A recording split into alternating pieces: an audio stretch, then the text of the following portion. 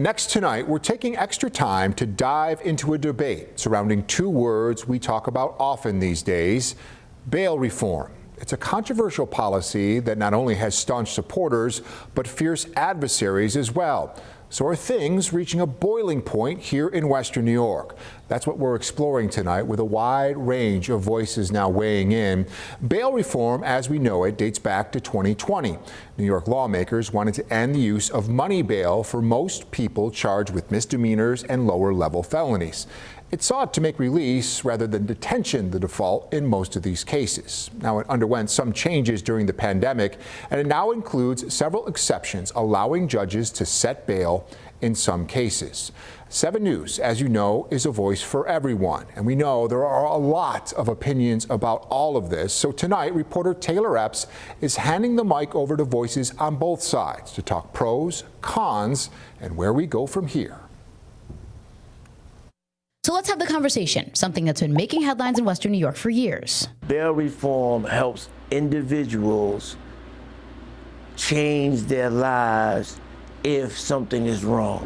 When they get back to Albany, they need to work on that bail reform because it's not working. There's too many people that are scared out there. Politicians talk about it, members of law enforcement tell us it's causing concern, but let's go beyond the headlines here and ask the question, are we reaching a boiling point? There is nothing more important to society than our public safety. If you just keep letting that person off the hook time and time again, then it's no longer good for society. One group concerned about public safety is WAGE. It's the Western New York Association of Gun Education. They even hosted a public forum about bail reform last summer. To let people know, number one, our displeasure, and to find another way of doing it, because people can't keep getting arrested and then getting out and doing it again. That's Nick Bresniak, the chairman, who says he gets the sense that everyday people feel overlooked by this legislation.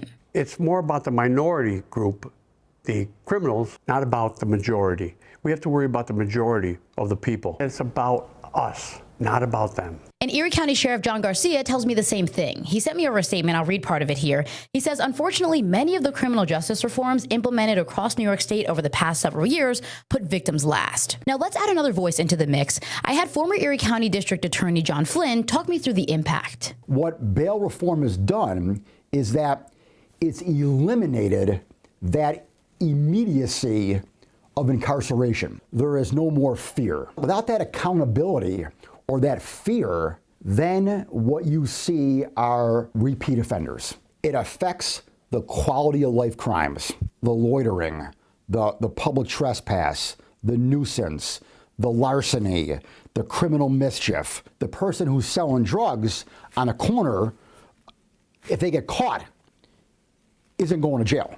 Instead, they're getting an appearance ticket, and they have been since 2020. Bail reform kicked in 2 months prior to COVID. That had a major impact on this entire conversation. So this part's interesting. I found this study from the Brennan Center for Justice called Bail Reform and Public Safety. One of the researchers, Ames Grauert, tells me they found no correlation between bail reform and crime and says this all goes back to COVID. That was a real perfect storm of other factors. 2020 is also a year that we saw crime go up very dramatically in the state, and in fact, in the nation as a whole. In fact, the relationship is much more complicated.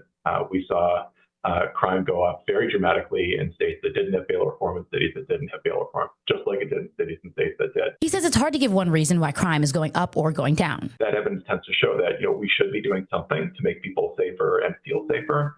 But that something does not necessarily have to be a bail policy. I also wanted to talk to someone who can explain why we even have bail reform. Jerome Wright is the chair of the Erie County Corrections Advisory Board, and he's actually been to jail. Let me tell you, because I've been there. You sit all day and you do absolutely nothing. When you could be in the community working, your life is lost right there. First time I was arrested, I was numb because you don't know what's going to happen. People want to say that this helps to like criminals. I reject that.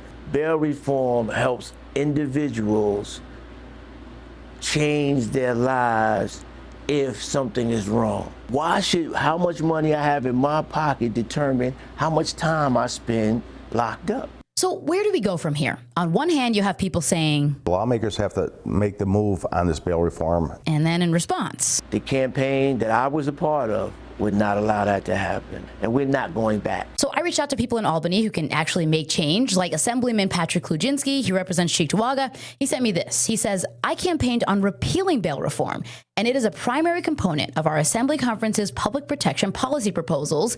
He says he wants to bring common sense back to our courtrooms. Governor Kathy Hochul's team pointed out to me that she has made changes to bail reform. Now, repeat offenders who cause harm can be held by a judge. But former DA John Flynn says we can take it a step further. You can make it easier for the judge to put bail on repeat offenders, no matter what it is. Or he says you could get rid of bail altogether and just leave it up to the judge, but then he says that has some cons too. Now, Hochul has said the law is fine, doesn't need any changes, but at the State of the State, she did say this. And I'll fight to finally close those loopholes that were created in our discovery laws that delayed trials and lead to cases being thrown out on minor technicalities. If you want to read into all that, I explained it all in this story on WKBW.com.